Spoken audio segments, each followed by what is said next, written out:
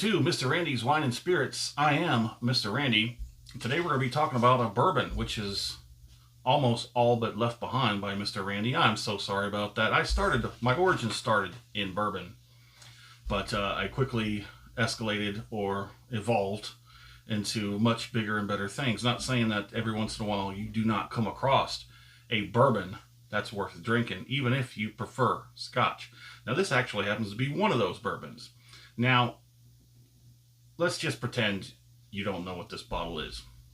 This is a J.T.S. Brown. It is Kentucky's finest. Let me get you a little bit closer.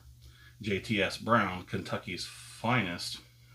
Straight bourbon whiskey. Now this does come in 40%, which most bourbon drinkers turn their nose down onto, but don't go away just yet. So this one, like a few others which I've tried and reviewed, go ahead and go back to my library, check them out.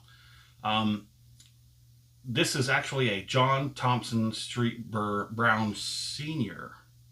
That kind of fumbled out. But this is a Heaven Hill product. My main store has them. I can't even read my own handwriting, but out of stock. Oh, yeah. Okay, so I was after something else and ended up with this one. But Mr. Randy paid $14 out the door for this. Unaware of a 40%. I have no idea what that is. Okay, so it is a $14 bottle of bourbon. It does carry the name Kentucky Bourbon, which means all the things every other bourbon means. But this is not a cheap. Mr. Randy doesn't like that word cheap unless it means cheap. This is inexpensive. There's not a whole heck of a lot. Distilled in Kentucky, of course, Bardstown. Let's go ahead and get a pour on. This does have a plastic twist cap. But what the important thing is what's inside that bottle. Let me get you there.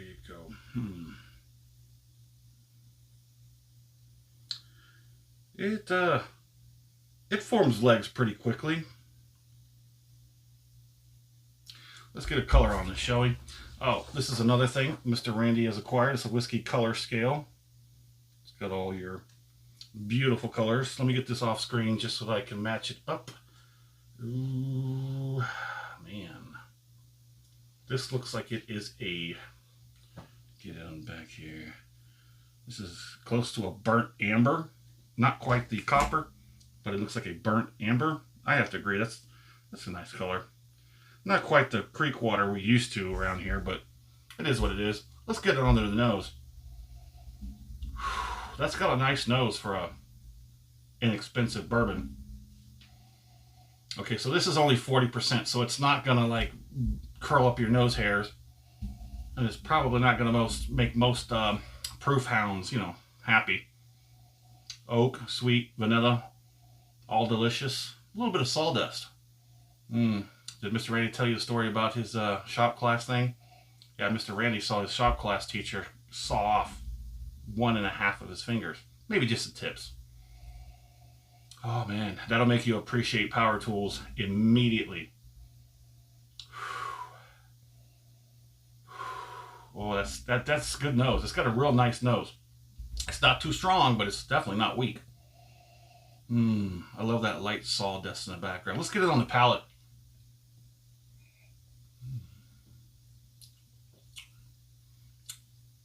Okay. Now here's where I think we have a little bit of a down tempo. The palate is not as impressive as the nose. Here's where you start thinking, this is definitely a lower priced bourbon, but that don't make it any less good. The palate is definitely sweet, oak, vanilla, all those typical bourbons, the stuff that you just love. Okay, so I'm going to be honest. This is a good bourbon. For the price point, kind of hard to beat it. But it's lacking anything special. As far as Mr. Randy is going, there's nothing too much special going on at this point. The nose is good. It's nice. The palate Kind of a step down, but still pretty good for 14 bucks. Yeah, okay. Let's go ahead and get the finish on it.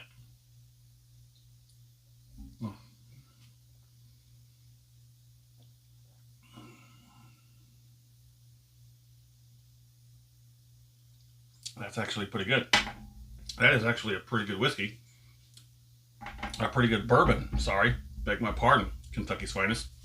And Mr. J.T.S. Brown. Now, I read a whole bunch of story behind this, but I'll save you, and you can look it up yourself if you've gotten this far. But the finish is straight across the top. It kind of skips the tip a little bit and just strikes back across the top. A little bit in the jowls. I have to say this is the best cheap, inexpensive bourbon so far. I think there was one other. I like that Dickel 8. That Dickel 8's got something a little special to it. That's what I think is missing. Whatever they did, whatever that little special thing for the Dickel 8, they need to put that in here.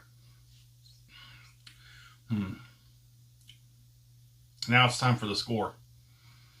It's sweet, it's mellow, it's easy, it's inexpensive. Oh, I'm going to give this a strong 3. That's right. I'm going to give it a strong 3 out of 4. Like I said, if it had that special, that little something special that the Dickel 8 has, it probably would have pushed it across the line to a weak 4. But it's nice. It's nice. I would have no qualms of having a pour of that anytime. My fair price on this, I'd pay more than $15. I think it would be easily a $20 bottle. There are more, and it's a liter. Wait, is it on there somewhere? Yeah, it's on there. I think it's on the back. Yeah, it's on the back. That is 1 liter. They do not have a 750, as far as I understand. They do have a 1.75. The handle is actually the higher proof. That's where, at the beginning of the video, if you remember, I kind of fumbled a bit. That's where the difference came in. I thought this was the 100. It's not. This is the 80. I'm sorry, the 40%, which is 80 proof. There's 100, but that's in the handle. I couldn't find the 100 at a smaller volume, so I went with clearly that one. Okay, so would I buy this again? We've already discussed that. I probably would. It's a good $15 bottle of bourbon. Easy peasy, lemon squeezy. Don't have to think about it. This would work.